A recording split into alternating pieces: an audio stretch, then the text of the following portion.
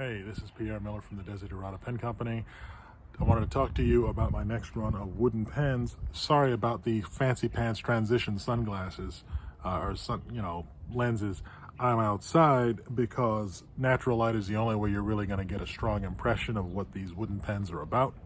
So I wanted to do a little walkthrough and show you what we have. Okay, so here they are. This one is Cocobolo, Soubriquets, and these next 5 are the Eucalyptus Burl Soubriquets.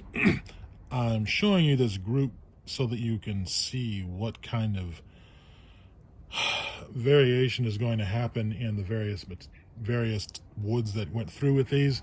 For example, this one is extremely uncommon. This is kind of a honey color. By the way, this background here, is black. This is more about what you can expect.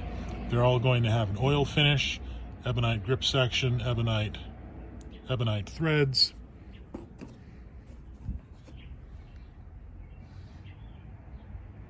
Nice little engraving. And you're going to see some unusualness and irregularity in the way the finish on the wood looks and the way the light can hit it at various times. It's because it's a burl wood where the grain is running in every direction and the wood takes the finish differently depending on what's going on.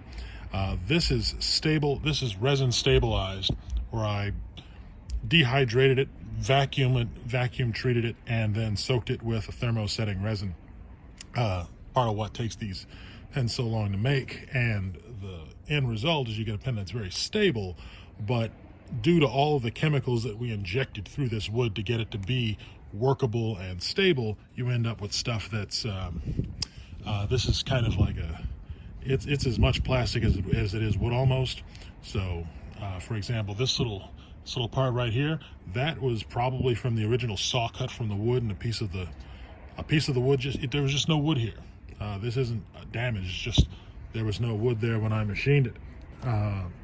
Likewise over here, right behind the clip, this little black area is resin that seeped through from gluing the pen together, that came through a crack, split hole in the wood, and there might be air bubbles in there because I didn't have complete control over the process of making the wood. Actually, I had none.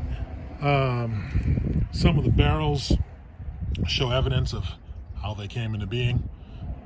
So these holes were just there. Some of them were filled by the resin from the glue up, and some of them weren't. And that's just an unfortunate fact of life. The Cocobolo Soubriquets are significantly more consistent because this is just a plain straight grain wood.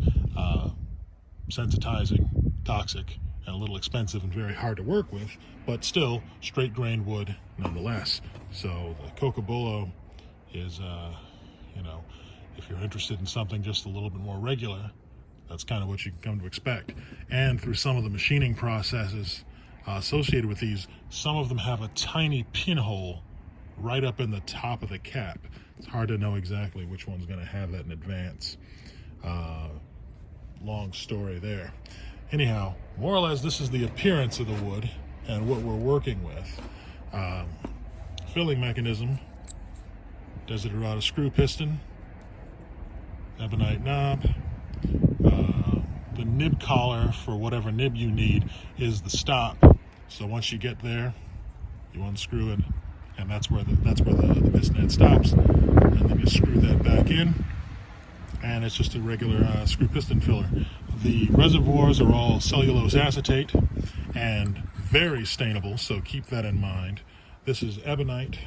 This is black, quote-unquote black ebonite, with kind of a mattish semi-gloss finish. Under extreme light, it looks shinier than it really is. Once we take the light away, these things they're all gonna look brown, but under this kind of light, you get an idea of what these pens can really look like. And in my opinion, part of what makes them so charming. That's about all for right now, so I hope to hear from you soon. Have a good day.